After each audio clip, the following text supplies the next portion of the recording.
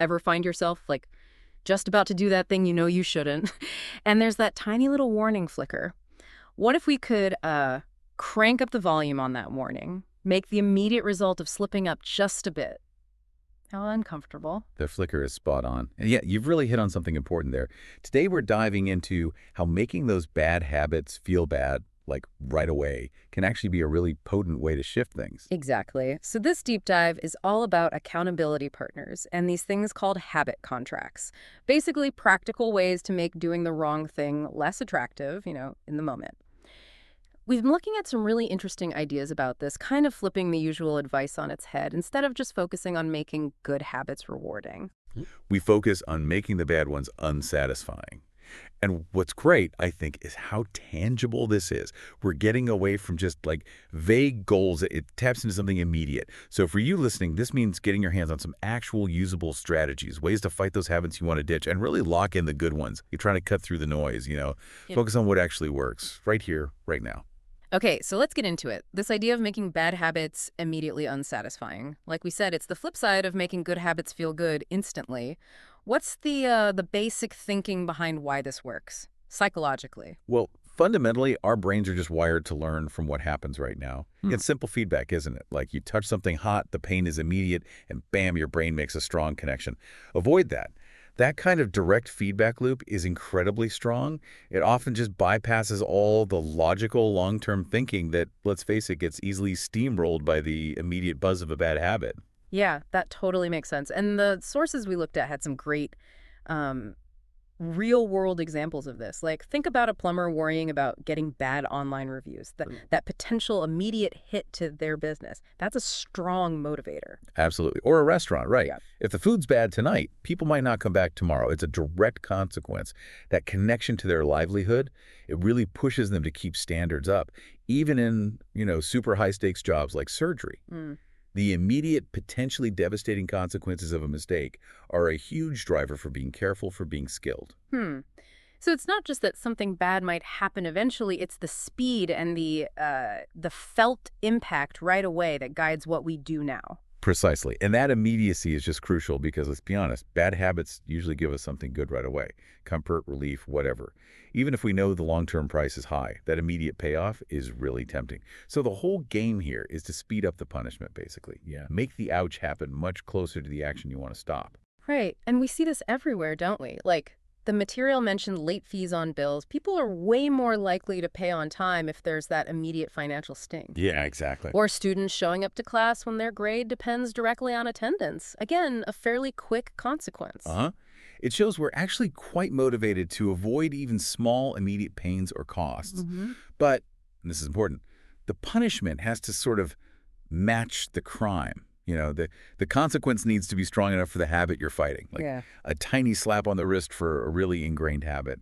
Probably not going to do much. So yeah, a $5 fine for something major isn't going to cut it. The examples, like fines for smoking where you shouldn't or not recycling, they suggest the consequence needs to be noticeable. And crucially, you have to actually expect it to happen if you mess up. It needs to be reliable. And the kind of consequence matters too. Things that are, local, they hit you directly, tangible, concrete, and immediate. Much more powerful for changing your behavior. Compare that to consequences that are kind of global, abstract, vague, far off in the future. Those just don't have the same punch for our day-to-day choices. Which brings us nicely to this tool.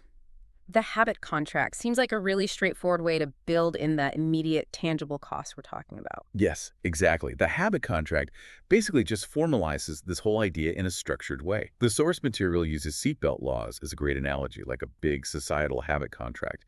Adding fines and social pressure fundamentally change behavior. The numbers are pretty staggering, actually. Like 14% usage back in '84 jumps to over 88% by 2016. That's laws and social norms working together. Wow, that is a massive change. And so a personal habit contract tries to do that just for you, right? Like your own little law with penalties. That's a good way to put it. So an agreement could be written, could be verbal, where you spell out, here's the habit and here's exactly what happens, the punishment, if I don't stick to it. And a really key piece is getting accountability partners involved, people who witness it, agree to it with you. Yeah, the material gave that really detailed example of Brian Harris. Can you walk us through how his contract worked? It seemed pretty intense. Sure. So Brian wanted to get his eating habits sorted out. Feel better, hit a fitness goal, 200 pounds, 10% body fat. His first contract for Q1 of 2017 was clear. Start eating right again. He broke it down into phases, slow carb first, then tracking macros and tweaking And he things. got really specific about the daily actions, didn't he? Like logging all his food, weighing himself every single day, no wiggle room. Exactly. And then the kicker, Right. the consequences. If he missed even one day of logging food or weighing in, the initial punishment was dress up. Like full work clothes, shirt and trousers, even on a Saturday morning for the rest of that quarter. No jeans, no t-shirts. And pay his trainer $200. Ouch. Those are definitely immediate and not fun consequences. And they mentioned the act of actually signing it with his wife and trainer was important. Yeah, he apparently found that if he skipped that formal signing step, his commitment just kind of fizzled out almost right away. It adds this psychological weight, more than just telling yourself you'd do it. And the stakes got higher later on. In other quarters, missing carb or protein targets meant paying the trainer, forgetting to weigh in. That cost him $500 paid to his wife. Whoa. And the one for skipping sprints really stood out to me, dressing up and wearing a hat for the rival football team. That's hitting him where it hurts, socially. It's a perfect example, isn't it? Right. Making the consequence really personal, maybe even a bit embarrassing, that cranks up the motivation. And yeah, the source says this whole strategy with his wife and trainer keeping him honest worked really well for him. So, okay, maybe a full-blown signed contract feels like a lot for some people, but just having an accountability partner, that core idea seems valuable on its own. How does that work, simply? Well, the source mentioned Margaret Cho, the comedian. She did a song-a-day challenge with a friend. It wasn't some complex contract. They just, checked in, made sure the other person was doing it. The power there is just knowing someone else is watching, basically. It creates this immediate, maybe subtle cost if you flake. You don't want to disappoint them or look lazy or untrustworthy. That little bit of social pressure. Right, it's tapping into that basic human thing. We care what people think. We don't want to let others down. That feeling becomes the immediate unpleasantness if we think about slacking off. Exactly. It goes beyond just promises you make to yourself. It's about promises, even informal ones, you make to someone else.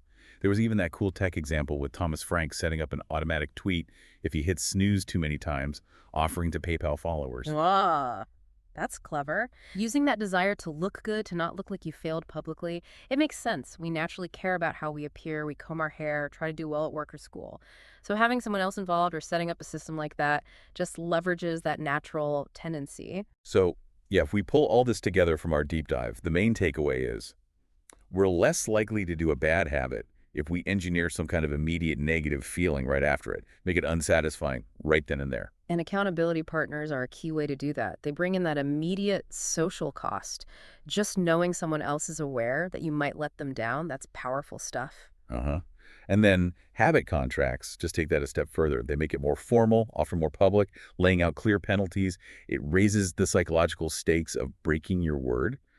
Ultimately, that feeling that someone else is watching, expecting you to follow through, that can be a huge motivator for change. So the big idea for you listening is this. If you want to break a bad habit, think about deliberately adding some kind of immediate, unsatisfying consequence. Whether it's through finding someone to be accountable to or setting up a more formal habit contract, it can be a really effective approach. Which leads to a final thought for you to chew on. Think about one habit you'd really like to change.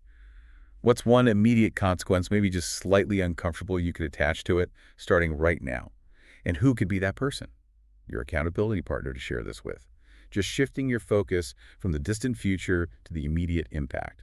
That might be the missing piece for you. Thanks for joining us for this deep dive into making bad habits unsatisfying. Hope you picked up some useful ideas.